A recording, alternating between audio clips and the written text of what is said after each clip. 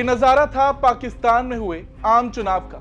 आम तौर पर वोटिंग खत्म होने के कुछ घंटों बाद ही तस्वीर साफ हो जाती है, लेकिन इस बार ऐसा देखने को नहीं मिला, क्योंकि इस बार पाकिस्तानी सेना की भी इज्जत दांव पर लगी थी। इमरान खान जो कि इस वक्त जेल के अंदर हैं, उन्हें हराने के लिए जिस लेवल की धांधलेबाजी फर्जीवाड़ा इस बार पाकिस्तान के आम चुनाव में देखने को मिला है, उसकी वजह से वहां के हालात क्या हैं, इस बात का अंदाजा लगाया जा सकता है। ऐसा लग रहा है कि पाकिस्तानी सेना के जवान नवाज शरीफ को चुनाव जिताने के लिए किसी भी हद तक गिर सकते थे, और अब जब चुनाव खत्म हो गया है तो कई बातें उठी हैं। कई देश इस चुनाव को मजाक के तौर पर देख रहे हैं, लेकिन आज हम आपको बताएंगे कि पाकिस्तान में सरकार कैसे बनती है, और अगर बन भी जाती है तो वहां कोई भी प्रधानमंत्री 5 साल तक क्यों नहीं टिक पाता। नमस्कार, जय हिंद, मैं हूं ऋषि सिंह और आप देख रहे हैं भारत में। पहले तो आप ये लिस्ट देख लीजिए। लियाकत अली खान, ख्वाजा नजीमुद्दीन, बेनजीर भुट्टो, नवाज शरीफ, इमरान खान, कितने ही नाम हैं। इनमें से कोई भी प्रधानमंत्री 5 साल तक नहीं टिक पाया।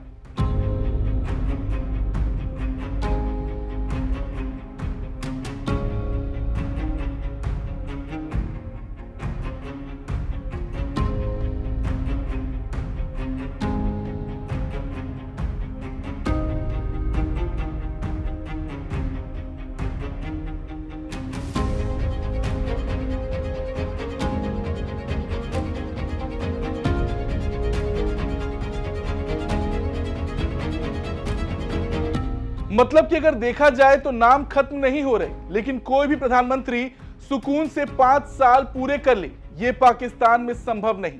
और ऐसा क्यों है, ये हम आपको आगे इस वीडियो में बताएंगे, लेकिन उससे पहले पाकिस्तान में सरकार बनती कैसे है वो जान लीजिए।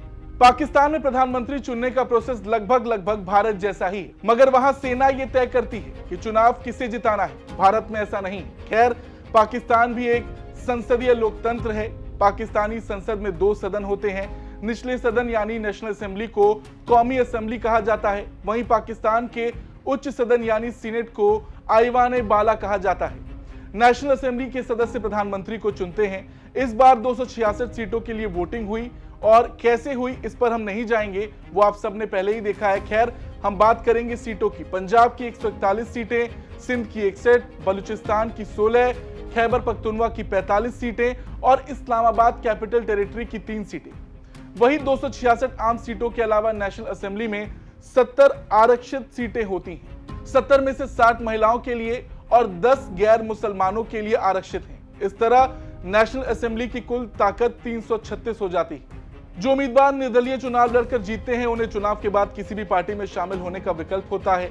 सदन में बहुमत पाने के लिए पार्टी को 134 आम सीटों की जरूरत होती है। इस बार बहुमत किसी को नहीं मिली, इसलिए नवाज शरीफ लग गए हैं कि किसी भी तरह दूसरी पार्टियों का उन्हें समर्थन मिल जाए, और बिलावल भुट्टो से उनकी बात जारी है। हालांकि प्रधानमंत्री की दावेदारी पेश करने के लिए सदन में कम से कम 169 सदस्यों का समर्थन होना चाहिए, लेकिन इसमें जो सीटें आरक्षित होती हैं वो भी वहां ऐड हो जाती हैं। खैर, ये तो थी प्रधानमंत्री बनने की प्रक्रिया। जितना आसान दिख रहा उतना है नहीं। यहाँ सब कुछ सेना तय करती है, और इसलिए अब बात करेंगे कि क्यों कोई प्रधानमंत्री 5 साल तक नहीं टिक पाता।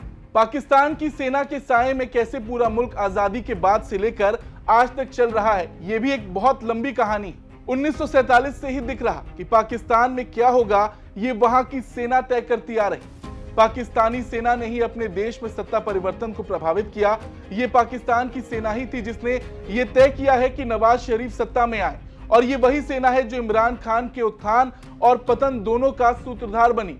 इमरान खान को जब सत्ता में आना था तो सेना उनको लेकर आई, और अब इमरान खान जेल में है, इसके पीछे भी सेना है। और अगर अब हम पूरे इतिहास की बात करेंगे तो 1947 में जब पाकिस्तान एक नए राष्ट्र के तौर पर उभरा, तब इसकी कमान इसके राजनेताओं के पास थी, लेकिन थोड़े ही समय में देश की राजनीति में सेना घुस आई। सेना शुरू से ही राजनीतिक नेताओं के नियंत्रण से दूर रही, उसने अपनी लगाम उन्हें नहीं दी। शुरू से ही पाकिस्तान में सेना ने अपने फैसले खुद किए।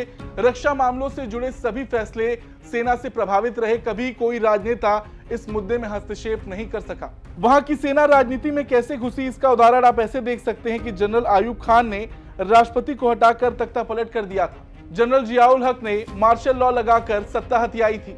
परवेज मुशर्रफ तख्ता पलट के बाद खुद राष्ट्रपति बन गए थे। हाँ, आपकी सेना से नहीं बनेगी तो भी आप वहां टिक नहीं पाएंगे। इमरान खान को आप देख सकते हैं। हालांकि इससे पहले भी संवैधानिक उलटफेर और कानूनी दखल देखने को मिला है। जुल्फिकार अली भुट्टो मौत की सजा, बेनजीर भुट्टो बर्खास्तगी और भ्रष्टाचार के आरोप और फिर हत्या, नवाज शरीफ बर्खास्तगी और अयोग्यता की घोषणा।